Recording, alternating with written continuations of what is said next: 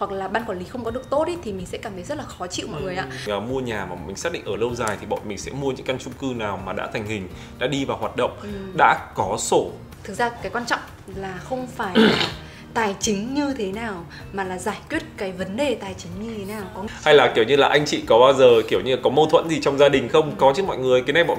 bọn mình cũng từng có chia sẻ rồi mà. Mình thì sẽ không bao giờ định nghĩa cái việc rằng là phải yêu thương con thì mới up hình của con lên mạng xã hội. Hi, chào tất cả mọi người, chào mừng mọi người đã quay trở lại với channel của Gia Đình Cam. Đã lâu lắm rồi thì chúng ta không có một vlog Q&A với nhau đúng không? Và hôm nay thì nhân dịp vợ chồng mình rảnh rang được một chút vì nhà bên kia của bọn mình đã gần hoàn thiện rồi, cũng như là bọn mình sắp chia tay căn nhà này rồi, cho nên là ngày hôm nay bọn mình sẽ làm một chiếc vlog Q&A. Hôm trước thì mình cũng có đăng story là mình đã hỏi mọi người là mọi người có câu hỏi gì không về tất cả các chủ đề thì cứ gửi cho bọn mình, thì mình nhận được rất là nhiều câu hỏi và ngay bây giờ thì bọn mình sẽ trả lời những câu hỏi mà bọn mình đã lọc ra trước nhá. Có lẽ là cái đợt này là bọn mình đang sửa nhà, cho nên là bọn mình nhận được rất nhiều những cái câu hỏi mà liên quan đến cái việc sửa nhà. Và bây giờ thì mình sẽ trả lời một câu liên quan đến cái vấn đề này đầu tiên nhá. Làm sao mà anh chị tìm được đơn vị thi công mà phù hợp với cái mong muốn sửa nhà của anh chị ạ? Cái việc là một ngôi nhà để ở ra thì bọn mình cũng rất muốn là cái ngôi nhà của mình nó trông xinh đẹp một chút. Tại vì là công việc của bọn mình thì cũng gắn liền với cả bố cục nhà cửa như thế này, cho nên là bọn mình rất là cầu kỳ trong cái về mặt hình thức một tí. Thì đấy là cái ưu tiên số 1 đầu tiên của bọn mình. Nhưng mà cái ưu tiên số 2 đấy là cái tính công năng. Nhất là trong cái lần sửa nhà này thì lúc nào bọn mình cũng muốn là khắc phục được những cái mà trước đây bọn mình cảm thấy khi mà đi vào sử dụng ý nó không được như ý muốn. Đấy là hai cái tiêu chí quan trọng nhất mà bọn mình tìm đến bên thiết kế. Thì mọi người sẽ thấy là bọn mình đã thay đổi hai bên thiết kế rồi. Cái lần này thì bọn mình muốn có một bên thiết kế mới vào để cho nó có cái luồng gió mới. Thế nhưng mà khi mà bọn mình thiết kế xong ấy thì bọn mình vẫn cảm thấy là hoàn toàn nó chưa quá là ưng ý và cũng chưa có định hình được nhiều cái mà bọn mình mong muốn. Và về sau thì mình còn thay đổi rất là nhiều. Ngoài cái việc mà sửa từ một phòng một toilet nhỉ, một toilet sang 2 toilet và gần như bây giờ là cả nhà. Cho nên là mình nghĩ rằng là bọn mình lại quay về cái đơn vị thiết kế đầu tiên, tại vì đó là người mà sẽ hiểu cái ngôi nhà của mình nhất, bởi vì chính các anh chị là người đã thi công thiết kế lên cái ngôi nhà của bọn mình ngay từ cái lúc mà nó sơ khai ban đầu. Thì bọn mình cũng chia sẻ rất là thẳng thắn với cả anh Duy với chị Tú Anh về những cái mà bọn mình gặp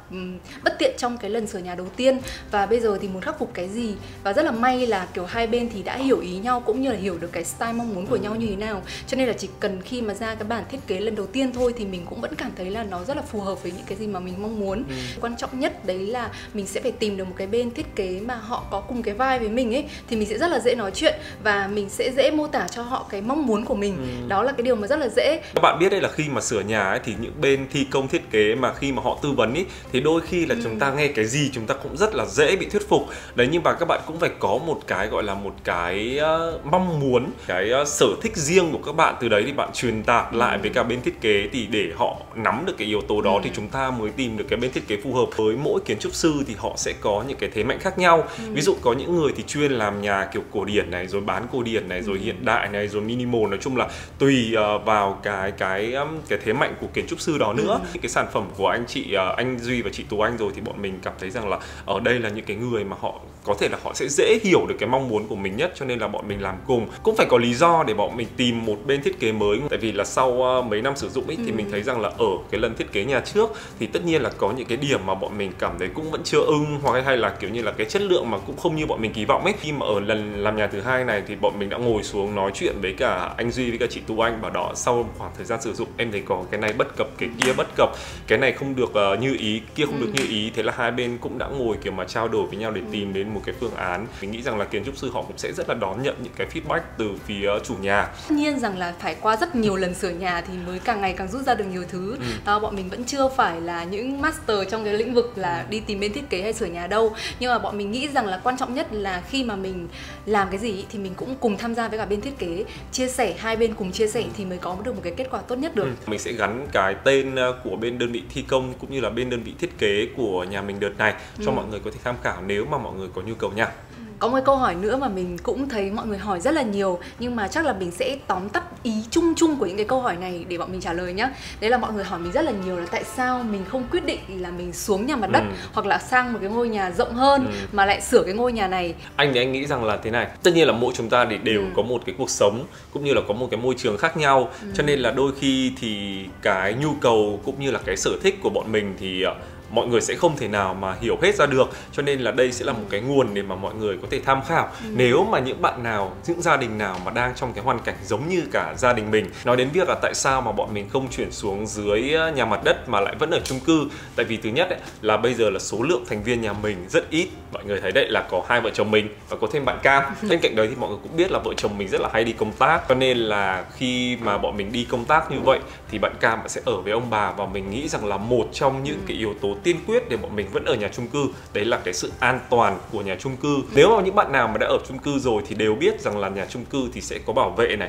Như chung cư nhà mình thì sẽ có bảo vệ cổng này, bảo vệ sảnh này, bảo vệ block nhà này, sau đấy lên thì sẽ phải có thẻ thang này. Cho nên là đấy là một trong những cái lý do tiên quyết mà bọn mình ở nhà chung cư. Lý do thứ hai đấy là khi mà bọn mình ở nhà chung cư thì mọi người biết đấy, khi mà ở nhà chung cư thì nó sẽ có rất là nhiều những cái tiện ích đi kèm. Tất nhiên là chúng ta sẽ phải đóng một cái phí gọi là phí dịch vụ. Về cái phí dịch vụ này thì bạn sẽ được sử dụng rất là nhiều những cái dịch vụ ở trong chung cư. Ví dụ như là chung cư mình thì có bể bơi, có phòng gym, có khu vui chơi, có phòng đọc sách, có sân tennis, có khu BBQ, có nói chung là nhiều lắm, có rất là nhiều những cái tiện ích. Cho nên là mình nghĩ rằng là nếu mà mình xuống một cái nhà mặt đất thì chưa chắc là mình đã có được nhiều cái tiện ích như thế. Bây giờ mình chỉ cần đóng một cái khoản phí nhỏ cho bên tòa nhà thôi, nhưng mà mình ngược lại thì mình được sử dụng rất là nhiều những cái dịch vụ khác nữa mà các bạn có thể sử dụng hàng ngày, thậm chí là một ngày các bạn sử dụng mấy lần cũng không bị tính phí. Mình thấy một cái rất là điển hình nhá, ví dụ như bọn mình chẳng hạn, cái tính chất công việc của bọn mình phải nhận đồ ship rất là nhiều. Mà nếu mà bây giờ mình ở nhà riêng, mình không có nhà một cái thôi là sẽ rất là khó khăn trong việc nhận đồ ship. Và có một cái nữa mình cũng muốn bổ sung, đấy là chắc là cũng tùy vào cái tính chất của mỗi gia đình. Như bọn mình ý, sau khi mà bọn mình đã ở căn 2 ngủ này, căn 3 ngủ này, rồi là đến bây giờ là ở một cái căn, thử một cái căn duplex như này ý, thì bọn mình thấy rằng là bọn mình rất là thích sinh hoạt ở một mặt sàn. Tại vì khi mà nhà ít thành viên ý, thì cái việc mà ở một mặt sàn ý, thì cái tính gắn kết nó sẽ cao hơn. Mọi người sinh hoạt trong một cái mặt sàn thì cảm giác như sẽ gần gũi hơn. Mình ở trong phòng ngủ thì mình vẫn có thể nhìn thấy bố Kiên ở ngoài phòng khách hoặc là ngoài phòng bếp này, hoặc là Cam chẳng hạn, khi mà Cam ở phòng riêng nhưng mà nó vẫn có một cái sự rất là gần gũi với cả bố mẹ. Thì đấy là một cái mà bọn mình cảm thấy là trong cái giai đoạn này thì nó cực kỳ phù hợp với bọn mình. Còn biết đâu về sau này khi mà bọn mình có tuổi hơn này, cái suy nghĩ, cái thay đổi cũng như là cái nhu cầu nó thay đổi này, thì bọn mình sẽ, và có nhiều tiền hơn thì bọn mình sẽ suy nghĩ đến cái việc ở mặt đất. Và bọn mình cũng muốn là chia sẻ như thế để cho những cặp vợ chồng trẻ này, hoặc là những bạn nào mà đang có dự định mua nhà, hoặc là kiểu như là đang phân vân, thì coi như đây cũng là một cái chia sẻ cho mọi người có thể tham khảo. Tất nhiên là anh muốn bổ sung thêm một tí nữa là sẽ có rất là nhiều người ở chung cư và cảm thấy nó bất tiện. Cái này nó cũng sẽ rất là khó nói, nó còn tùy thuộc vào chất lượng của từng dự án chung cư nữa. Tất nhiên là mình hiểu là cái việc chất lượng thì ai cũng muốn ở nhà chất lượng cả. Tuy nhiên nó còn phải phụ thuộc vào khả năng tài chính, xong rồi nó còn phụ thuộc vào vị trí, nó còn phải phụ thuộc vào rất là nhiều thứ để chúng ta có một cái căn chung cư, một cái dự án mà chúng ta cảm thấy rằng là thỏa mãn được tất cả những cái nhu cầu đấy của mình. Nếu mà các bạn vẫn còn chưa chắc với cái quyết định là sẽ ở chung cư hay ở mặt đất ấy, thì các bạn hoàn toàn có thể ở thuê. Ở thuê thử trước. Như bọn mình cũng đã từng ở thuê trước để bọn mình thấy rằng là có những cái ưu nhược điểm như thế nào. Tại vì là nhiều khi mọi người hiểu cái tâm lý là khi mà chúng ta chưa sử dụng thì chúng ta rất là thèm, nhưng mà khi sử dụng rồi thì chúng ta lại cảm thấy nó không như kỳ vọng ấy. Cho nên là nếu mà mua thì nó sẽ rất là nhiều vấn đề hơn, đúng không? Cho nên là mọi người có thể xử lý bằng cách là mọi người đi thuê và ở thử. Thì mình thấy cũng có một cái câu hỏi khá là liên quan ở đây, đấy là bạn ấy rất là thích cái dự án chung cư mà bọn mình đang ở. Tất nhiên là bọn mình thì không thể có thể chia sẻ kỹ hơn với mọi người về cái tên dự án mà bọn mình đang ở. Có thể là mọi người cũng sẽ biết, nhưng mà mình nghĩ rằng là nó cũng hơi riêng tư ấy, cho nên là cho phép bọn mình giấu. Thế nhưng mà bạn ấy cũng hỏi là đâu là những cái yếu tố mà để cho mình có thể lựa chọn một căn chung cư tốt. Thì mình nghĩ rằng cái này nó cũng là một cái chủ đề rất là hay. Và sau khi bọn mình đã từng kiểu trải qua mấy căn chung cư ở mấy cái tòa dự án khác nhau ấy, thì bọn mình cũng có vài cái kinh nghiệm nho nhỏ mà mọi người có thể tham khảo nhé. Thứ nhất là khi mà mọi người mua những cái dự án mà nó còn đang ở trong cái quá trình mà đang hình thành ấy, thì việc mà chọn một cái chủ đầu tư uy tín thì mình nghĩ đấy là một điều cực kỳ quan trọng. Tại vì bản thân bọn mình cũng đã từng có những cái dự án mà bọn mình nghe thoáng qua thì bọn mình hình dung ra nó rất là kiểu trong mơ luôn ấy mọi người. Và cái giá nó cũng rất là hợp lý, cho nên là bọn mình cũng đã có từng đầu tư vào những cái dự án chung cư như thế. Nhưng mà chủ đầu tư thì không quá là có tiếng. Và đấy là một cái sự đánh đổi rất là lớn để cho chúng mình có những cái bài học là khi mà nó thành hình đi vào sản phẩm gửi cho bọn mình thì bọn mình thấy nó không được như ý. Thì đó là một cái quan trọng đầu tiên, đó là chủ đầu tư nha. Cái thứ hai đấy là về cái môi trường của cái chung cư đấy. Môi trường ở đây thì là cả ở trong chung cư lẫn ở xung quanh bên chung cư. Bởi vì là như bọn mình khi mà đi tìm nhà ấy, thì cái môi trường trong chung cư là một nơi rất là quan trọng. Ví dụ như là yếu tố dân cư này, hay là những cái tiện ích ở trong chung cư. thà là nó thừa còn hơn là nó thiếu. Đến lúc mà khi mà mình mất cái tiền dịch vụ mà mình thấy là cái gì động vào cái gì cũng thiếu, hoặc là ban quản lý không có được tốt ý, thì mình sẽ cảm thấy rất là khó chịu mọi người ạ. Bởi vì mình sẽ thường là một cái căn nhà thì mình ở cũng phải có khi đến 5-6 năm đúng không, là tối thiểu nhất. Cho nên là cái đấy thì mọi người nên đi xem kỹ. Như lúc nãy bố Kiên có nói đấy, là nếu như mọi người nhắm đến cái dự án nào thì mọi người có thể đi ở thử nếu như nó đã đi vào hoạt động. Như cái thời gian đầu ấy bọn mình có thuê một cái căn một ngủ hay hai ngủ nhỉ? Một ngủ ở trong này, và bọn mình ở thử thì bọn mình thấy rằng là tất cả những cái tiện ích này nó quá là xứng đáng với các cái khoản tiền mà mình chi trả. Rồi một cái nữa đấy là những cái mà mình thấy gọi là những cái yếu tố rất là then chốt mà mình có thể nhìn thấy ngay được ban đầu. Đấy là ví dụ như những cái hầm để xe này, hay là những cái an toàn chữa cháy này. Tại vì mọi người biết là những cái này nó ảnh hưởng đến cái cuộc sống của mình rất là nhiều. Vấn đề an toàn chữa cháy thì nó cũng là một cái vấn đề mà mình cực kỳ quan tâm. Và một cái nữa đấy là cái mà lựa chọn cái vị trí của căn nhà của mình, là ở tầng cao hay là ở tầng thấp. Tất nhiên là sẽ có những bạn thì rất là thích ở tầng cao, view đẹp, thoáng đãng đúng không? Thế nhưng mà mình cũng có thể nói rõ ra cho mọi người đấy là khi mình ở tầng cao ấy thì đúng là những cái đấy nó sẽ có, nhưng bất tiện đấy là cái việc mà đi lên đi xuống thang máy nó sẽ rất là bất tiện luôn mọi người, nhất là những cái giờ cao điểm. Nếu như mọi người là những người mà đi làm giờ hành chính, phải đi tham gia giao thông thang máy vào những cái giờ 7:30 sáng, 5:30 chiều thì mọi người nên lưu ý đến vấn đề đấy. Cái đấy nó rất là thiết thực. Ở tầng thấp thì nó sẽ cũng có những cái rủi ro như là mùi cống này, rồi là mùi rác này nó bốc lên này. Thì đấy là những cái mà bọn mình cảm thấy là rất rõ rệt khi mà mình đã từng trải qua nhiều cái căn chung cư rồi. Vợ chồng mình sau một vài lần mua thì bọn mình rút ra được một cái kinh nghiệm, đấy là bọn mình sẽ không mua khi mà nó còn đang là dự án. Tất nhiên mình hiểu rằng là khi mà các bạn vẫn mua trong quá trình mà nó đang là dự án ấy, thì cái giá của nó này, cũng như là cái sự chiết khấu này, cũng như là những cái gọi là những cái ưu đãi nó sẽ có rất là nhiều. Nhưng mà sau này thì nó sẽ có nhiều vấn đề đấy mọi người ạ. Cho nên là thường bọn mình mua nhà mà mình xác định ở lâu dài thì bọn mình sẽ mua những căn chung cư nào mà đã thành hình, đã đi vào hoạt động, đã có sổ thì bọn mình mới mua. Chứ thực tế là có nhiều nơi mà kiểu họ cũng sẽ hứa hẹn là trong thời gian này, thời gian kia thì mới đi làm sổ nọ kia những các thứ ấy. Còn nếu mà ăn chắc mặc bền như kiểu bọn mình thì bọn mình sẽ không chọn. Như lúc nãy mẹ Loan có chia sẻ những cái như là phòng cháy chữa cháy nọ kia mà thì nó phải đạt yêu cầu thì nó mới hoàn thành cái vấn đề thủ tục pháp lý thì mới được cấp sổ đúng không? Mình nghĩ rằng là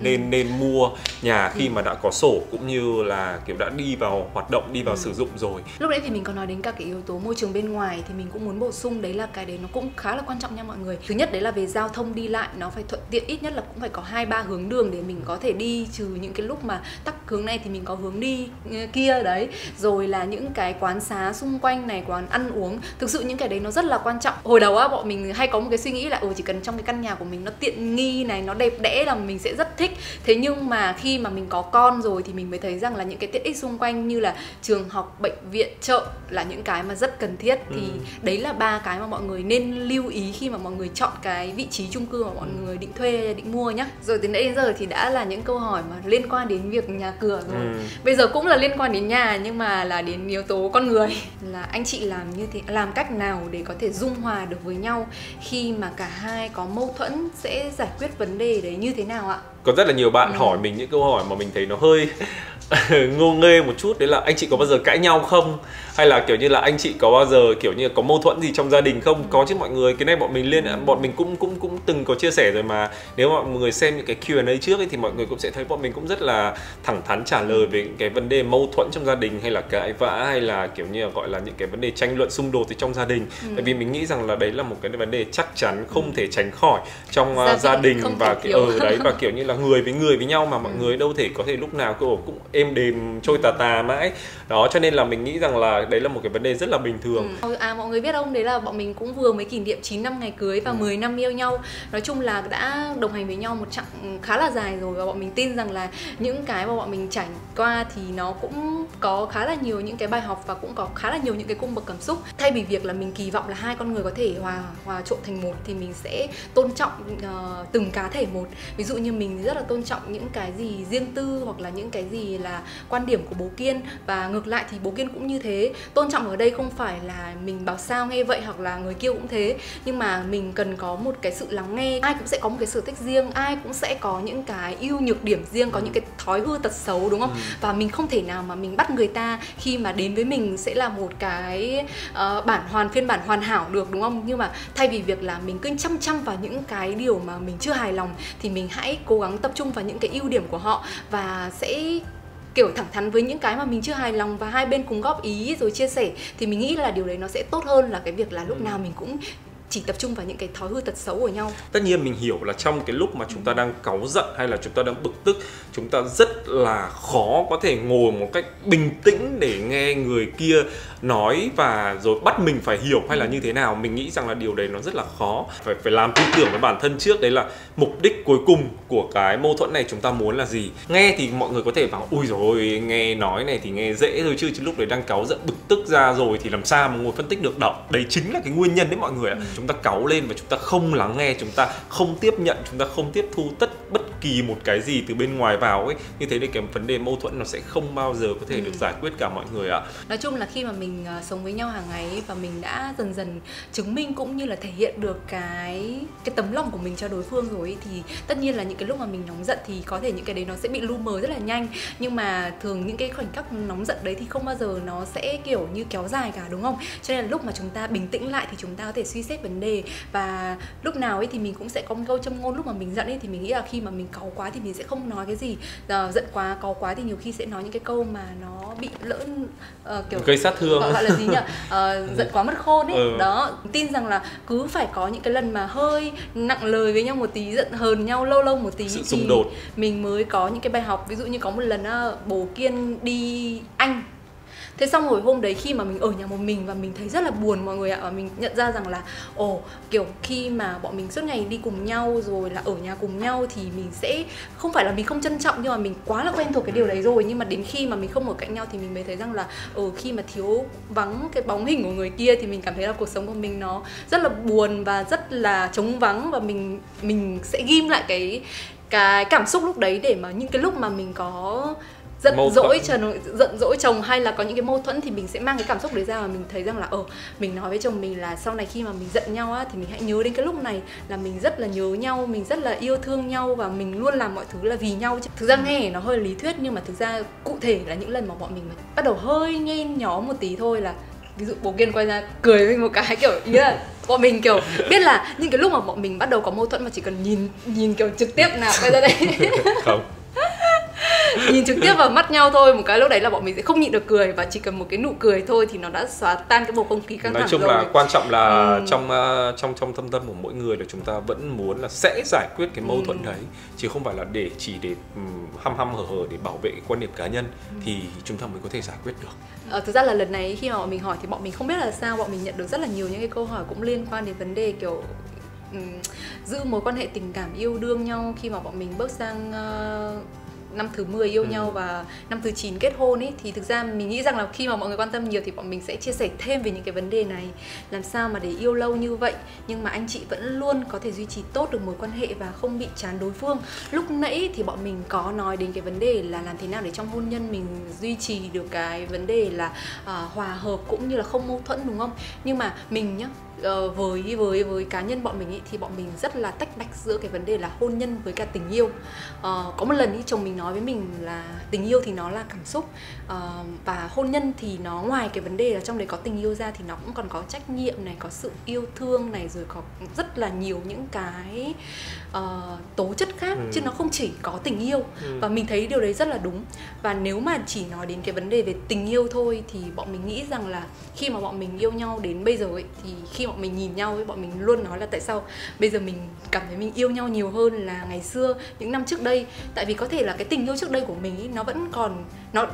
nó là yêu, nhưng mà nó vẫn còn một cái gì đấy nó rất là non thôi. Thế nhưng mà bây giờ bên cạnh yêu thì bọn mình còn có là thương nữa, và càng ngày càng rất là trân trọng cái tình cảm của đối phương dành cho mình. Thì mình nghĩ rằng là cái cách mà để duy trì tốt được mối quan hệ này thì có lẽ là đầu tiên vẫn là cái việc thể hiện cái sự yêu thương. Điều này nó rất quan trọng, nhất là những khi mà mọi người càng ở trong một mối quan hệ lâu thì cái việc thể hiện tình yêu là một điều rất quan trọng. Bởi vì nhiều khi là có rất là nhiều cặp đôi nghĩ rằng là mình yêu lâu rồi, đặc biệt là mình cưới nhau rồi, có con rồi, thì cái việc mà ví dụ ôm hôn nhau, thể hiện tình yêu với nhau không chỉ lúc mà có hai người, hoặc là khi mà ở chỗ đông người là cái điều mà gì đấy, cặp mẹ sushi đây thể hiện tình yêu đấy mọi người. Thực ra nhá, bọn mình cũng có những cái lúc, có những cái thời điểm của những năm trước bọn mình cũng tranh luận với nhau về vấn đề này. Tại vì là có thể trong mắt của những người đàn ông hoặc là trong mắt của những người phụ nữ thì cái vấn đề thể hiện tình yêu nó không phải là một cái mấu chốt quan trọng để mà nói rằng là cái tình yêu tôi dành cho người kia là nhiều hay là ít, đúng không? Chỉ nghĩa sao là biết là ở trong tấm lòng của tôi là tôi hoàn toàn hướng về người đấy. Nhưng mà để không phải là ai cũng sẽ mổ xẻ ruột gan nhau ra để biết rằng là ở trong lòng người ta có chứa mình là thứ duy nhất hay không, đúng không? Mà mình cần phải nhìn thấy được những cái hành động, và hành động đấy thì không chỉ có ở những cái hành động như là chăm sóc về ví dụ bữa cơm hàng ngày, hay là việc chăm sóc ngôi nhà. Những cái đấy là những cái nó cũng thể hiện được, nhưng mà thiết thực hơn thì mình nghĩ rằng đấy, những cái nắm tay nhau đi qua đường này, hay thỉnh thoảng đi làm về ôm hôn nhau một cái, sáng ngủ dậy thì cũng dành cho nhau một cái nụ hôn trước khi mà mình rời khỏi giường. Những cái đấy nghe nó rất là, có thể mọi người sẽ nghĩ là phù phiếm, nhưng mà mình nghĩ là nó là một cái cực kỳ quan trọng nha mọi người. Đôi khi hai vợ chồng mình cũng khá là thắc mắc, tại vì là mọi người cũng hay hỏi đó, mọi người hay hỏi là kiểu yêu nhau lâu như thế thì có kiểu như là cãi nhau, có chán nhau không, hay là kiểu có mâu thuẫn gì không, thậm chí có đánh đấm nhau ấy, thứ gì không. Thì mình thấy rằng là với mọi người đấy là những cái việc nó rất là bình thường, và nó xảy ra. Mình nghĩ rằng là xung quanh mọi người cũng có nhiều trường hợp như thế thì mọi người mới đặt những cái câu hỏi như vậy. Còn với bọn mình thì bọn mình nghĩ thấy rằng là những cái cuộc sống của bọn mình như thế này nó mới là bình thường đấy mọi người. Kiểu thậm chí là có những cái hôm mà mình sẵn sàng là kiểu như là nấu cơm này, rửa bát nọ kia các thứ cho mẹ heo, vì đơn giản là mình không muốn mẹ heo làm một cái gì cả. Mình nghĩ rằng là cái việc thể hiện tình cảm nó rất là quan trọng. Thật ra là có một cái đợt mà anh cũng rất là nhớ, đấy là mẹ heo nói với cả mình, mẹ heo nói với cả mình rằng là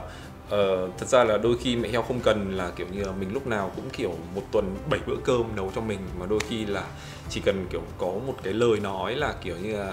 anh yêu em hay là em yêu anh, vậy như thế thôi. Thì mình cứ nghĩ rằng là tất cả những cái việc mà mình nấu cơm rửa bát quét nhà hay là giúp đỡ vợ mình thì nó là một cái cách để thể hiện tình cảm là đủ rồi. Nhưng không mọi người ạ, đôi khi thì chúng ta cũng kiểu như là cần phải có thêm những cái đấy là em yêu ơi các thứ, hoặc là có những cái chuyện vui vui trong hai vợ chồng, ví dụ như thỉnh thoảng vỗ mông một cái chẳng hạn, đấy kiểu là như thế, thì nó cũng là một cái cách mà để thể hiện cái tình yêu, chứ không phải đơn giản là chỉ nấu cơm dọn dẹp giúp đỡ hoặc là về đưa cho thật nhiều tiền thì đấy là hạnh phúc đâu mọi. Không, thực ra là mình nghĩ rằng là cái thể hiện tình cảm thì trong mỗi hoàn cảnh, trong mỗi trường hợp thì nó sẽ có những cái cách thể hiện nó khác nhau. Nhưng mà mình nghĩ rằng là cái việc làm và cái lời nói là nó phải đi song song với nhau. Chứ anh nào chị nào mà khua môi múa mép nhiều quá mà lại không có hành động thì nó lại không thực tế. Mà anh chị nào mà chỉ có hành động thôi mà còn không lời nói thì nó lại bị một cách nó hơi thực dụng, thực tế quá thì nó cũng không ổn đâu. Đó, cho nên là cái này thì mình cứ dung hòa với nhau theo tùy tính cách, tùy hoàn cảnh thôi. Ở đây là quan điểm của vợ chồng mình và vợ chồng mình chia sẻ lại như vậy. Chứ mình nghĩ rằng là ở ngoài kia thì có rất là nhiều gia đình và nhiều cặp đôi họ có nhiều cái cách yêu nhau cũng rất là hay. Cái việc là phải dành thời gian, dành không gian riêng cho nhau, ví dụ ít nhất là trong ngày, buổi sáng lúc nào, buổi tối lúc nào, buổi chiều lúc nào, hoặc là ví dụ như trong một cái quãng thời gian thì phải có những cái khoảng thời gian hai vợ chồng đi du lịch riêng với nhau để mà hâm nóng cái tình cảm. Đấy cũng là một cái rất quan trọng, chứ nó không hề phù phiếm, nhất là khi mà mọi người đã ở trong cuộc hôn nhân rồi thì mình thấy cái đấy quan trọng. Hoặc là đôi khi chở nhau đi ăn sáng, hoặc là dắt tay nhau xuống dưới nhà uống cốc cà phê thôi. Đấy, không phải là lúc nào mà mình cũng nghĩ rằng là phải đầy đủ các thành viên trong gia đình, có cả con cái hay là phải có con đi cùng thì nó mới là được. Mà mình nghĩ rằng là có những cái lúc mà hai bố mẹ đi riêng với nhau nó không phải là ích kỷ, mà là nó là một cái rất quan trọng. Khi mà bố mẹ đã kiểu cảm thấy hạnh phúc và kiểu tràn trề tình yêu rồi thì chắc chắn là đứa con cũng sẽ cảm nhận được cái điều đấy. Em muốn xin kinh nghiệm của anh chị, trước khi kết hôn thì mình có nên chuẩn bị về tài chính như thế nào để sau này thì hai vợ chồng tránh mâu thuẫn ạ? Anh sẽ trả lời câu hỏi này. Anh thấy câu hỏi này có hai vế. Câu thứ nhất là trước khi kết hôn sẽ chuẩn bị tài chính. Anh sẽ chấm ở đấy đã nhá. Mình nghĩ chắc chắn rồi, đến khi mà chúng ta đã đi hướng tới cái việc kết hôn là chúng ta sẽ đi một cái quãng đường dài, thậm chí là cả đời với nhau như vậy, thì cái việc mà các bạn chuẩn bị tài chính để cho cuộc sống, cho tương lai là một cái việc mà chắc chắn là mọi người nên làm. Chuẩn bị tài chính thì bao nhiêu là đủ thì cái này nó khó lắm mọi người ạ. Nó sẽ tùy thuộc vào cái thời điểm đó bạn có bao nhiêu, rồi hoàn cảnh bạn có bao nhiêu. Tất nhiên là nếu mà hai bạn có nhiều, hoặc là bố mẹ gia đình hai bên mà có kinh tế vững chắc khá giả thì đó là một lợi thế. Mình nói đó là một lợi thế thôi nhé, chứ mình chưa nói đấy là một cái vấn đề mà kiểu sẽ không có một cái mâu thuẫn hay một cái vấn đề gì sẽ xảy ra. Tại vì mình nghĩ rằng ấy, cái mâu thuẫn gia đình nó nằm ở nhiều vấn đề và nhiều yếu tố, chứ không chỉ liên quan có riêng vấn đề tài chính đâu mọi người ạ. Thực ra cái quan trọng là không phải là tài chính như thế nào, mà là giải quyết cái vấn đề tài chính như thế nào. Có nghĩa là giữa hai người phải có một cái sự trao đổi đã, là sau khi kết hôn thì nếu như mà mình có tiến tới cái mối quan hệ này từ việc là đang là hai người yêu nhau đến cái mối quan hệ vợ chồng kết hôn, thì mình sẽ giải quyết cái vấn đề tài chính giữa hai người như nào. Thì cái việc mà phải trao đổi với nhau trước để có chung được tiếng nói cũng như là chung một cái quyết định ấy là điều cực kỳ quan trọng. Tất nhiên là cũng sẽ có rất là nhiều bạn thì sẽ cưới cũng nhanh nên là cũng không có nhiều cái thời gian để mà suy nghĩ nhiều. Nhưng mà nếu như mà mọi người đã có một cái dự định cho cái đám cưới của mình ấy, thì mình khuyên là mọi người nên ngồi nói chuyện với nhau trước về cái vấn đề là sau khi cưới thì tài chính của chúng ta sẽ như thế nào, để chúng ta xem là chúng ta có cùng cái tiếng nói cũng như là cùng một cái quan điểm không. Điều này cực kỳ quan trọng, bởi vì là khi mà mình kết hôn rồi ấy, thì mọi thứ nó đã ở trong cái thế là bây giờ cho dù nhỡ có mâu thuẫn, có xung đột thì mình cũng sẽ cảm thấy rất là bất hòa và không thể thoải mái được. Nên là mình ngồi nói chuyện với nhau và mình xem là chung tiền hay là tiền chung hay tiền riêng, tiền chung hay là tiền riêng. Tại vì thực ra cái vấn đề là tiền chung hay tiền riêng ấy, thì mình nghĩ là không có cái phương án nào là phương án tối ưu nhất, bởi vì hoàn cảnh của mỗi gia đình là khác nhau. Có những gia đình thì hai vợ chồng cùng làm chung một công việc, nguồn tiền thì đều từ một công việc ra, hoặc là có những gia đình thì là chồng đi làm, vợ ở nhà nội trợ, hoặc ngược lại. Đấy, có rất là nhiều những cái hoàn cảnh khác nhau, cho nên là để mà nói là tiền chung hay tiền riêng là tốt thì mình nghĩ là nó cũng sẽ không phải là một cái mẫu số chung được. Nhưng mà khi mà cùng một cái tiếng nói, cùng một cái quyết định ngay từ ban đầu ấy, thì mình sẽ rất là dễ giải quyết vào sau này. Tiền nhiều hay tiền ít cũng như bố kia nói đấy, nó không quan trọng, mà quan trọng là chúng ta sử dụng cái đồng tiền đấy nó như thế nào. Đấy, ví dụ như là khi mà chúng ta sử dụng cái đồng tiền đấy mà đều có sự đồng thuận của hai người thì chắc chắn là nó sẽ thoải mái hơn rất là nhiều so với cái việc là tiền nhiều nhưng mà ai cũng muốn tiêu cho mình, hoặc là tiền ít nhưng mà ai cũng muốn là phải tiết kiệm mà không được chi tiêu cho bất cứ một cái mong muốn cá nhân nào. Thì mình nghĩ là những cái đấy nó cũng sẽ làm cho mình cảm thấy rất là ngộp thở trong một cuộc sống hôn nhân đó. Và chúng mình cũng phải luôn luôn có một cái điều mình phải luôn luôn nhắc nhở trong đầu là khi mà mình bước vào một cuộc sống hôn nhân thì nó không phải là một cái cuộc đấu tranh cho cái bản thân mình, mà mình hãy đề cao cái việc là chúng ta đang cùng góp gạo thổi cơm chung. Nên là mọi thứ thì mình hãy nhìn đến những cái mặt tích cực nhất để cùng mang tính chất xây dựng, thay bởi vì việc là tìm cái quyền lợi riêng mình. Thì như thế nó sẽ rất là dễ gây vào cái tình trạng là mình lúc nào mình cũng muốn là những cái gì lợi ích về phía mình, và ai cũng như thế thì sẽ rất là dễ gây đến cái xung đột. Cũng sẽ phải hoạch định thời gian ra là khi mình kết hôn xong thì bao nhiêu lâu thì mình định mua nhà, bao nhiêu lâu mình định mua xe. Nói chung là cũng không nên vạch định quá là xa, bởi vì càng xa thì mình sẽ càng có nhiều cái áp lực quá lớn, mà mình nên có những cái mục tiêu gần thôi, những cái mục tiêu gần ở trước mắt thôi. Ví dụ như bọn mình chẳng hạn, sau khi cưới nhau thì bọn mình có ý định là bọn mình mua nhà trước thay vì việc là mua xe trước chẳng hạn. Thì đó, mình biết là mục tiêu là mua nhà trước, vậy thì sẽ chú ý vào cái việc là dồn tiền cho cái khoản đầu tư mua nhà. Và sau bao nhiêu năm cưới nhau thì mua nhà thì mình sẽ bắt đầu là có một cái quỹ để ra, để mà khi đến cái thời điểm đấy thích hợp là mình đã có sự chuẩn bị rồi. Chứ không phải là cứ mông lung, nhà cũng muốn mua, xe cũng muốn mua, cái này cái kia cũng muốn mua, đi du lịch cũng muốn đi, mà mình không biết rằng là mục tiêu đầu tiên của mình là cái gì. Thì cái đấy sẽ rất là khó. Câu hỏi tiếp theo đấy là anh chị có hài lòng với cuộc sống hiện tại không ạ? Và đến độ tuổi này anh chị còn áp lực về vấn đề gì không? Nếu mà nói về cuộc sống hiện tại thì vợ chồng mình có hài lòng hay không thì chắc chắn rồi, bọn mình hài lòng về cuộc sống hiện tại mọi người ạ. Ngày xưa ấy thì có những cái giai đoạn bọn mình cũng đã từng chia sẻ là bọn mình cũng rất hài lòng về những cái cuộc sống ở hiện tại ở thời điểm đó. Nhưng mà mình nghĩ rằng là khi mà mình trẻ hơn thì ví dụ đặt ra cho bản thân những cái mục tiêu hay là những cái hoài bão thì đấy là một cái việc cũng rất là nên làm. Còn trẻ mà, cho nên là mình phải có sự phấn đấu mọi người ạ. Chứ nếu mà còn trẻ mà chúng ta quá là an nhàn cũng như là chúng ta sớm hài lòng ấy thì nó cũng không ổn đâu. Ở thời điểm nào thì bọn mình cũng hài lòng với cuộc sống của bọn mình cả. Tuy nhiên thì bọn mình nghĩ rằng là trong tương lai ấy, thì bọn mình sẽ không chỉ mãi dậm chân tại chỗ ở cái thời điểm như bây giờ. Mình nghĩ là cái việc hài lòng với cái việc bằng lòng là nó hoàn toàn khác nhau. Tức là khi mà mình hài lòng thì mình sẽ cảm thấy là nó vừa đủ. Còn khi mình bằng lòng là sao cũng được, như thế nào thì mình vẫn kiểu sẽ cảm thấy đều ok. Hài lòng thì mình cảm thấy đủ, nhưng mà mình sẽ vẫn luôn có những cái mục tiêu để mà mình phấn đấu tiếp. Đấy, và mình nghĩ rằng là như bọn mình chẳng hạn thì bây giờ bọn mình mới chỉ đang ở cái ngưỡng là bước vừa bước qua tuổi 30 và còn chưa bước đến tuổi 40 nữa. Cuộc sống sẽ còn thay đổi rất là nhiều và còn rất nhiều những cái phía trước mà mình cần phải phấn đấu, chứ không thể nào mà luôn luôn ở trong cái trạng thái là mình hài lòng. Hài lòng quá thì đôi khi mình sẽ bằng lòng kiểu bị thành bằng lòng và mình sẽ ngủ quên trong cái chiến thắng của mình. Và điều quan trọng nhất ý, đấy là cái việc mà mình đặt ra mục tiêu thay vì việc là cái tham vọng của mình nó bị quá lớn, thì nó sẽ tự nhiên là nó sẽ làm cho mình kiểu cảm thấy rất là luôn ở trong một cái trạng thái là mình cảm thấy rằng là tại sao mình không được bằng như mọi người, tại sao mình không thể giàu như người kia hoặc là giỏi như người kia. Nhưng mà cái mà mình nghĩ rằng là giàu nhất và giỏi nhất đấy là khi mà mình cảm thấy rằng là mình biết đủ với bây giờ và mình biết rằng là mình còn kém và mình nhận ra là mình còn kém và mình cần phải phấn đấu, thì đấy mới là một cái điều mà quan trọng. Về cuộc sống hôn nhân gia đình hiện tại thì bọn mình nghĩ rằng là như bây giờ là bọn mình cảm thấy rất là hài lòng và không có mong muốn gì hơn. Mình chỉ mong muốn là kiểu mình hai đứa có nhiều sức khỏe hơn, mong có vợ nào nữa. Đấy, bọn mình tất nhiên là bọn mình đấy cái cái tham vọng của bọn mình hiện tại là về sức khỏe. Ở cái tuổi này thì bọn mình bắt đầu mong là có nhiều sức khỏe hơn nữa. Còn về cuộc sống hôn nhân thì là như thế. Và còn cuộc sống về công việc thì chắc chắn là trong công việc thì mình nghĩ rằng là khi mà mình vẫn còn mục tiêu thì tức là lúc đấy mình vẫn còn có thể phát triển được. Chứ còn khi mà mình đã hết mục tiêu rồi thì chắc là lúc đấy là công việc của mình nó đã ở một cái điểm dừng rồi đấy. Mọi người có bao giờ tin về cái chuyện là khi mà chúng ta đã hài lòng với một cái gì đấy rồi thì tương lai dần dần nó sẽ tự buông xuôi và nó sẽ không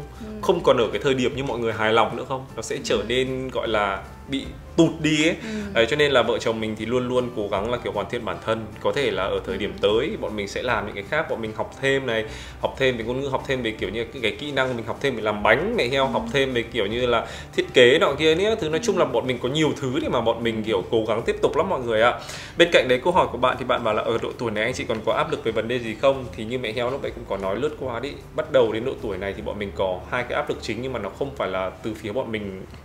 cho bản thân bọn mình nhiều đâu. Mình có hai áp lực. Một là thứ nhất là Cam, bạn ấy lớn hơn thì bạn ấy sẽ kiểu như là bắt đầu cần một cái môi trường học tuột rèm của bố rồi. Bạn ấy sẽ cần những cái môi trường học tập tốt này, xong rồi bạn ấy cũng trưởng thành với mọi người. Có nghĩa là đồng hành với con trên quãng đường mà con trưởng thành, rồi dần dần con lớn lên, thì đấy cũng là một cái, nói thật nó là một cái áp lực trước. Rồi áp lực thứ hai nữa là áp lực về vấn đề kiểu gia đình, vì kiểu như là bố mẹ ông bà mọi thứ bắt đầu kiểu sức khỏe bắt đầu đi xuống với mọi người. Nhất là việc là khi mà mình đã gọi là sao, đã chứng kiến những cái người thân của bên gia đình mình dần dần kiểu như là mọi người cũng đã sang một thế giới khác rồi. Cho đó thì đấy là những cái áp lực của bọn mình. Nói chung là áp lực thì cũng là một cái mà cũng mình sẽ biến nó thành một cái động lực mọi người ạ, để cho mình tiếp tục mình cố gắng phấn đấu. Bởi vì khi mà cuộc sống mà nó không còn áp lực nữa thì có lẽ là lúc đấy thì mình sẽ cảm thấy rằng là mình kiểu bị nằm ngoài cái vòng xoáy của cuộc đời rồi ấy. Cho nên là mình nghĩ rằng là áp lực nó cũng là một cái điều rất là tốt, và chỉ nghĩa là mình biến nó thành cái động lực của mình thôi. Và đấy là những cái mà mình nghĩ rằng là ở độ tuổi nào cũng sẽ có, và hiện tại thì là như vậy. Nhưng mà biết đâu rằng những cái năm tới thì nó sẽ còn có những cái áp lực khác nữa.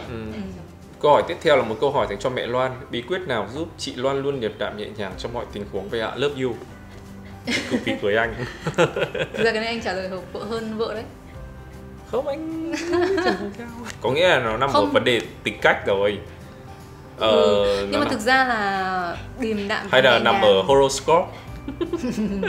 Mình là một cung đất mọi người ạ, là một market cung đất. Nói chung nhá, về bản thân mình ấy thì mình thấy rằng là mình đúng, mình cũng có điềm đạm thật, mình cũng có dịu dàng thật, nhưng mà mình cũng là một người khó tính mọi người ạ. Nhất là trong công việc mình cũng là một người rất là khó tính.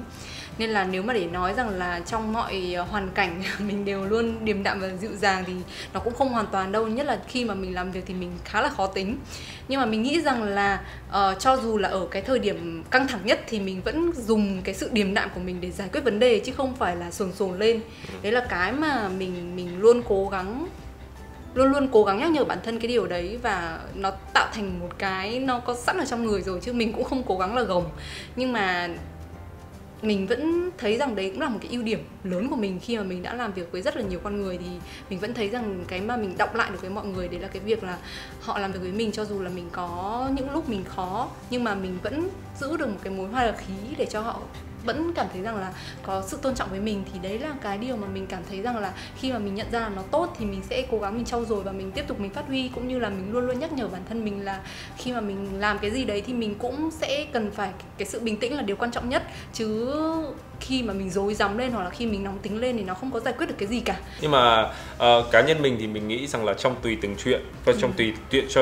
tùy từng hoàn cảnh và tùy từng cái đối phương thì mình sẽ có cái cách giải quyết nó khác nhau mọi người ạ. Tại vì thật sự là có rất là nhiều trường hợp vợ chồng mình đã gặp qua, có nghĩa là mình nhẹ nhàng thì người ta lại nghĩ rằng là mình kiểu như không có cái uy ấy. Bọn mình không muốn tỏ ra là bọn mình khéo léo hay gì trước mặt người ta đâu, nhưng mà thú thực rằng là đôi khi với những cái cách giải quyết nhẹ nhàng, hơi mang tính chất nhu một chút thì lại không đạt được kết quả. Cho nên là đôi khi trong từng chuyện thì chúng ta, và trong tùy từng đối tượng, chúng ta cũng sẽ phải có những cái sự cương hơn, chúng ta cũng sẽ phải kiểu như là rõ ràng, gay gắt hơn. Tuy nhiên thì cái việc mà kiểu quát tháo, kiểu lu loa lên thì mình nghĩ rằng là nó sẽ không đạt được hiệu quả. Anh có thấy anh là một người dịu dàng nhẹ nhàng không? Cũng tùy từng lúc mọi người. Còn thật ra thì mình nghĩ rằng là kiểu lạc mềm buộc chặt ấy, kiểu khi mà mình nói chuyện nhé các thứ thì kiểu như là mình thể hiện được cái uy của mình, cũng như là cái cách giải quyết vấn đề của mình nó rõ ràng, nó xanh chín, thì như thế nó sẽ hiệu quả hơn là việc kiểu như là cứ nói to lên và giải quyết. Câu hỏi tiếp theo là em thấy anh chị đang rất hạnh phúc và đầy đủ rồi. Vậy mục tiêu tiếp theo của anh chị là gì ạ? Mình nghĩ rằng là hạnh phúc ấy thì nó sẽ tùy thuộc vào quan niệm của mỗi người. Và thường thì khi mà chúng ta thiếu cái gì thì chúng ta có cái thứ đó thì chúng ta sẽ cảm thấy hạnh phúc. Hôm trước thì mình có đọc được một cái bài, nó cũng ở trên Facebook thôi, đại loại mình tóm tắt vài cái ý nhé. Nó là ví dụ như là những người thiếu tiền thì cảm thấy khi có tiền là sẽ là hạnh phúc, người thiếu sức khỏe thì khi cảm thấy sức khỏe là hạnh phúc, người mà không đi được khi cảm thấy đi được là hạnh phúc, và người đang cần một cái xe ô tô là khi mà có cái xe ô tô là hạnh phúc. Đấy, cho nên là mình nghĩ rằng là cái sự niềm hạnh phúc ấy, nó sẽ cái định nghĩa hạnh phúc nó sẽ tùy thuộc vào quan niệm của mỗi người, là khi mà chúng ta đang thiếu hay chúng ta đang cần một cái gì đó và chúng ta có nó thì chúng ta sẽ là hạnh phúc. Mình không phủ nhận đến cái việc mà như bạn nói trong này là rất đầy đủ rồi, thì vậy mục tiêu tiếp theo của anh chị là gì? Đầy đủ ở đây thì nó cũng vậy, sẽ tùy thuộc quan niệm của mỗi người mọi người. Có những người thì kiểu như là đầy đủ về mặt vật chất, tiền bạc, có những người đầy đủ về mặt tri thức. Bọn mình sẽ tiếp tục phát triển bản thân để có thêm nhiều những cái mục tiêu mới. Lấy một cái ví dụ cụ thể là như là mình định mở một tiệm bánh, hoặc là mình mở một tiệm xôi chẳng hạn, thì mình sẽ kiểu như là đi học làm bánh hay đi học nấu xôi nữa các thứ. Thì đấy cũng là những cái mục tiêu của mình, chứ không đơn giản là bây giờ thì mình đã cảm thấy quá là đầy đủ và mình không cần phải làm một cái gì nữa, tại vì mình đã đầy đủ rồi thì cái đấy nó cũng không ổn. Mục tiêu tiếp theo của mình, cái mục tiêu ưu tiên nhất của mình đấy là việc vun đắp tiếp cho cái hạnh phúc này càng lúc nó càng lớn hơn, to hơn và làm cho mình cảm thấy tràn ngập hạnh phúc hơn. Và một cái mục tiêu tiếp theo nữa đấy là mình nghĩ rằng là khi mà mình kiểu chăm sóc tốt bản thân và mình trau dồi tốt bản thân thì chắc chắn là mình càng ngày càng trở thành một phiên bản tốt hơn, thì mình cũng sẽ mang lại được cho mình những cái hạnh phúc nhiều hơn nữa. Nên là mình vẫn muốn rằng là kể cả bây giờ khi mà mình 34 tuổi rồi, sắp đang là U35 rồi đấy mọi người, thì mình nghĩ rằng là mình vẫn phải có những cái mục tiêu mới cho những cái chapter mới, chứ không thể nào mà cứ nghĩ rằng là bây giờ mình mọi thứ đang rất là yên bình rồi thì mình chỉ muốn như vậy thôi. Đó, và chắc là thời gian tới thì bọn mình cũng sẽ phải có những cái cú xoay chuyển một tí, ví dụ như về công việc này hay là về những cái trải nghiệm mới. Mình nghĩ là như thế thì mình cũng phải luôn có những cái dự định trong tương lai như thế, để cho mình cảm thấy rằng là không biết tiếp theo mình sẽ phải làm cái gì nữa. Đó, thì đấy là cái mục tiêu sắp tới, thì cái dự định sắp tới của bọn mình. Thực ra là có rất là nhiều mục tiêu hoặc là những cái thành tựu mà bọn mình đã đạt được rồi, nhưng mà vào một thời điểm nào đó thích hợp thì bọn mình sẽ chia sẻ với mọi người sau nhá. Tại vì là nói chung là mục tiêu tới của anh là anh học nhiều thứ. Anh chị cảm nhận như thế nào khi nhận được những bình luận tiêu cực về bản thân hoặc công việc ạ? Thật ra thì mình nghĩ đây là một cái việc rất là bình thường với mọi người. Ví dụ như là công việc của bọn mình liên quan nhiều đến mạng xã hội rồi, kiểu lên trên mạng ấy, các thứ, thì mọi người dễ gặp và dễ đọc được những cái bình luận kiểu gọi là tiêu cực như vậy hơn. Nhưng mà mình nghĩ rằng là ở trong môi trường nào thì cũng sẽ có những cái tiêu cực. Ví dụ như là môi trường công sở thì mình cũng biết rằng là cũng có rất nhiều, mặc dù người ta không để lại những cái bình luận tiêu cực ở trên mạng, nhưng mà kiểu như là nói sau lưng hay là như thế nào đó, hoặc thậm chí những cái phạm vi nhỏ hơn, ví dụ như là hàng quán quán ấy, các thứ nhân viên với nhau thôi cũng có những cái sự tiêu cực, hoặc là có những cái sự kiểu như gọi là nói xấu sau lưng. Đấy thì mình nghĩ rằng ở trong môi trường nào, trong hoàn cảnh nào thì đều sẽ có những cái bình luận tiêu cực thôi. Đấy, tất nhiên thì ngày xưa thì bọn mình cũng khá là bận tâm đến cái đấy mọi người, tại vì là tự nhiên bây giờ đang yên đang lành bị con kiểu con người mà đấy là cảm xúc của mình chứ. Đấy thì tự nhiên là kiểu như là bị nói này nói nọ, kiểu thậm chí là nói những cái nó không đúng, rồi nghĩ ra những cái câu chuyện nó mình thật sự là mình không hiểu tại sao mà người ta có thể nghĩ được những cái câu chuyện như vậy ấy. Đó thì bây giờ mình cũng đâu có thể nào mà mình đi giải thích được với tất cả mọi người là tôi không phải là như vậy đâu, bạn đừng nghĩ tôi như thế. Cho nên là dần dà thì bọn mình thấy rằng là có những cái việc mà bọn mình cũng không cần phải giải thích, mà bọn mình cứ làm, bọn mình cứ làm tốt cái công việc của bọn mình để rồi mà bọn mình chứng minh. Nếu mà đơn giản chỉ kiểu như là phản biện ngay bằng lời nói thì cái đấy nó việc quá là đơn giản rồi. Tuy nhiên là chính vì nó đơn giản cho nên là cái tính thuyết phục của nó cũng sẽ không cao bằng việc là chúng ta cứ thể hiện bằng hành động, thể hiện bằng cái thành quả, thành tựu của mình. Thì đấy cũng chính là một cái cách mà chúng ta giải thích về những cái điều không tốt về bản thân rồi. Còn vợ thì thực ra là nói chung là phụ nữ chúng mình mà lúc nào thì cũng sẽ có những cái kiểu cảm xúc. Nói chung trước đây thì mình sẽ có hai sự lựa chọn. Một là mình sẽ rất là bực tức khi mà mình đọc những cái bình luận tiêu cực mà nó không đúng về mình, thì mình sẽ rất là xù lông về những cái đó, và mình rất là muốn kiểu thanh minh giải thích. Tại vì không ai muốn là mình bị áp đặt những cái điều mà thứ nhất là nó tiêu cực, cái thứ hai là nó hoàn toàn là không đúng sự thật về mình, đúng không? Đó thì mình đã có những cái giai đoạn xù lông, cũng có những cái giai đoạn là mình bỏ ngoài tai, cũng có những cái giai đoạn là mình nhìn nhận vào và mình đối mặt với nó, và cũng có những cái giai đoạn là mình sống chung với nó. Thì mình nghĩ rằng là bản thân mình thì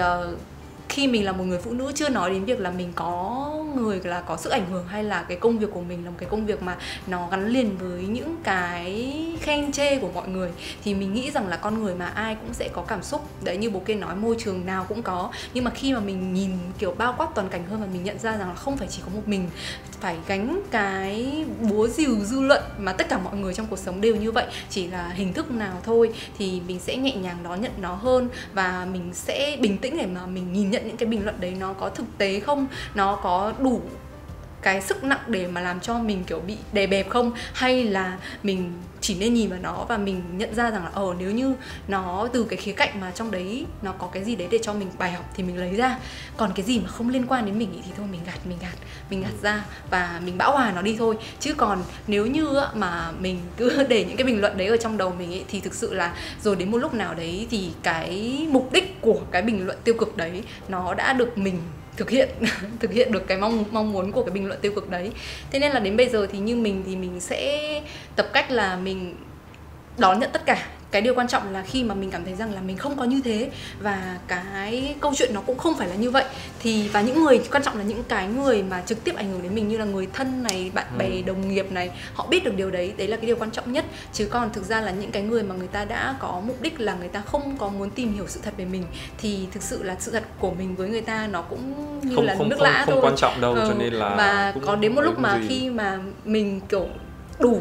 họ thực sự quan tâm mình và họ cảm thấy rằng là tất cả những cái gì mình làm mà nó đã chứng minh được những cái điều mà họ nghĩ về mình, nghe về mình là không đúng, thì mình nghĩ đấy lúc đấy nó mới là một cái sự thuyết phục. Chứ còn mình nói là không phải như thế đâu thì thực sự ở thời điểm đấy không ai nghe mình cả. Có rất là nhiều câu hỏi mà liên quan đến bạn Cam, cụ thể là về vấn đề như là kiểu bạn Cam bây giờ lớn rồi ít xuất hiện hơn, hay là về vấn đề là bọn mình có định sinh thêm cho bạn Cam một em nữa không. Thì thực ra câu hỏi này bọn mình đã từng chia sẻ với mọi người, cũng mình nghĩ là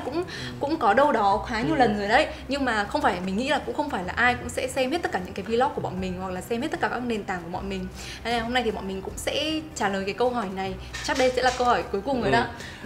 Đầu tiên là vấn đề là đợt này thấy bạn Cam ít xuất hiện hơn, đúng là như vậy đấy mọi người. Bạn Cam thì bây giờ chia sẻ với mọi người là bạn ấy 8 tuổi và bước sang lớp 3 rồi. Bọn mình cũng đã từng nói đấy mọi người là bây giờ thì con đã có cuộc sống riêng, con là một cá thể riêng và đã có những cái suy nghĩ gọi là rất là riêng của bạn ấy, cũng như là có những cái mong muốn, cũng như là có những cái rất là nhiều thứ của riêng bạn ấy, cho nên bọn mình cực kỳ là tôn trọng bạn Cam. Nếu như mọi người còn theo dõi cả Instagram của Cam thì mọi người thấy rất là lâu rồi mình không có cập nhật.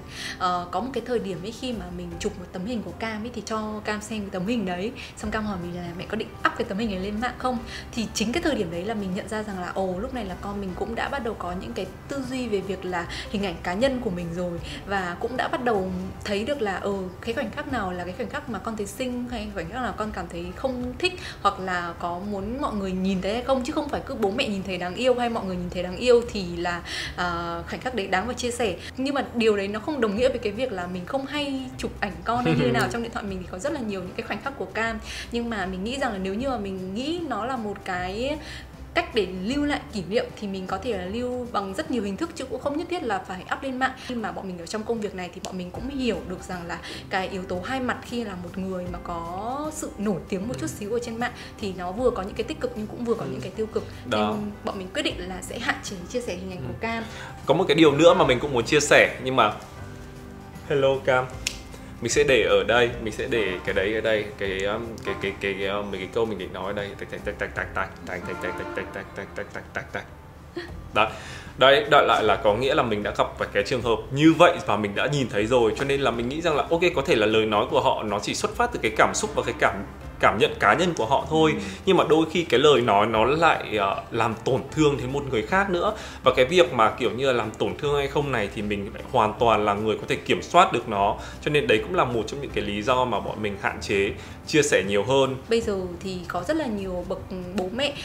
update hình ảnh của con cái lên rất là nhiều, và mình luôn tôn trọng cái suy nghĩ của từng người, bởi vì là có những người thì thực sự là họ chỉ muốn chia sẻ khoảnh khắc đấy với cả những người thân yêu, bạn bè, hoặc đơn giản là họ thấy con cái rất là đáng yêu và muốn chia sẻ những cái kinh nghiệm làm cha làm mẹ, thì mình vẫn luôn tôn trọng. Nhưng mà về vấn đề của bọn mình thì là bọn mình có những cái suy nghĩ như thế, và cả hai vợ chồng đều thấy đồng ý với cái quan điểm như vậy, nên bọn mình quyết định là như thế.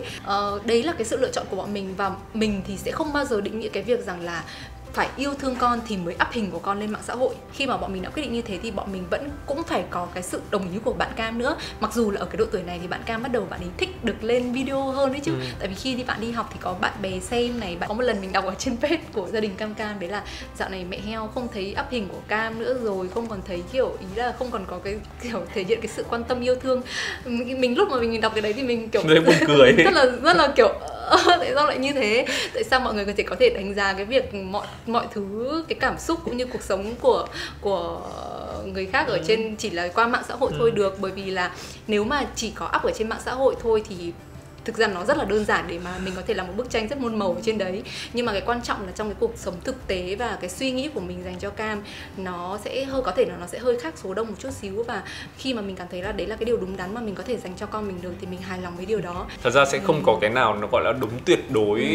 cả đâu mọi người ạ. Đang nói đến cái vấn đề này, mình bảo là thật ra là nhiều khi có những cái ảnh, tại vì là hồi bé của Cam mình up lên mạng ấy, cho nên là bây giờ mình còn nó. Tại vì những cái điện thoại trước mình bị mất ấy mẹ. Đấy thì vì thỉnh thoảng có những cái ảnh hồi mà Cam bé xíu đấy, các thứ là mình trước hồi xưa mình up lên Facebook, bây giờ là mình vẫn còn lưu lại ở đấy. Chứ ngày xưa điện thoại của anh mất cái điện thoại hồi mà Cam bé rồi còn đâu. Cho nên là thật ra là mình nghĩ rằng là sẽ không có cái gì gọi là đúng tuyệt đối và có cái gì là sai tuyệt đối cả. Đó, cái đấy là sự lựa chọn của mỗi người, mỗi gia đình, mỗi bố mẹ và mỗi em bé. Mình nghĩ rằng là từ góc nhìn cá nhân của vợ chồng mình thì cái việc up ảnh nó là như vậy. Đấy, còn thật ra là đôi khi mà cả gia đình đâu đi du lịch, đi chơi đấy các thứ mà kiểu up lên nó cũng rất là vui mà. Quá sâu về việc là những cái đời sống riêng tư, tại vì là thật sự là bây giờ nhiều khi trẻ nó cũng có những cái sự riêng tư mà nó cần phải được không nên công khai ấy. Đó, cho nên là đấy là cái quan điểm của vợ chồng mình. Và qua cái Q&A lần này thì mình hy vọng rằng là mình đã trả lời được thêm một vài những cái câu hỏi để cho mọi người có thể hiểu hơn. Và nếu như mà mọi người có những cái câu hỏi gì hoặc là mọi người có những cái quan điểm gì thì mọi người cứ chia sẻ ở bên dưới nhé. Tại vì thật sự là chúng mình cũng là những người mà đang trong quá trình hoàn thiện bản thân, hoàn thiện với vai trò làm vợ, làm chồng, hoàn thiện vai trò làm mẹ, làm bố. Đó, cho nên là mọi người cứ để lại tất cả những cái quan điểm của mọi người ở bên dưới phần comment và bọn mình sẽ đọc hết tất cả những cái quan điểm đó của mọi người. Bọn mình thấy rằng là lâu lắm rồi bọn mình không có một cái vlog Q&A, và thực ra là mình biết là đôi khi thì có những cái vlog Q&A ngồi nghe dài như này thì có thể nhiều khi mọi người không xem hết được. Nhưng mà mình nghĩ đây là những cái cơ hội để chúng mình có thể lắng nghe và hiểu nhau nhiều hơn. Bởi vì thực ra nếu như bạn nào mà đã xem bọn mình đến nay cũng phải là năm thứ 8 rồi, nên là bọn mình mong rằng là sẽ luôn luôn có thể cập nhật với mọi người thường xuyên về những cái tư duy suy nghĩ của bọn mình. mình đấy, để chúng ta có thể cùng nhau làm bạn đồng hành thêm một thời gian dài sắp tới. Và cảm ơn mọi người đã xem đến cuối video ngày hôm nay, chắc cũng tương đối là dài đấy. Bây giờ thì bọn mình đã chuẩn bị đưa bạn Cam đi học ở đây, nên là bye bye. Bye bye. Làm cái thăm nhá. 1, 2, 3. 2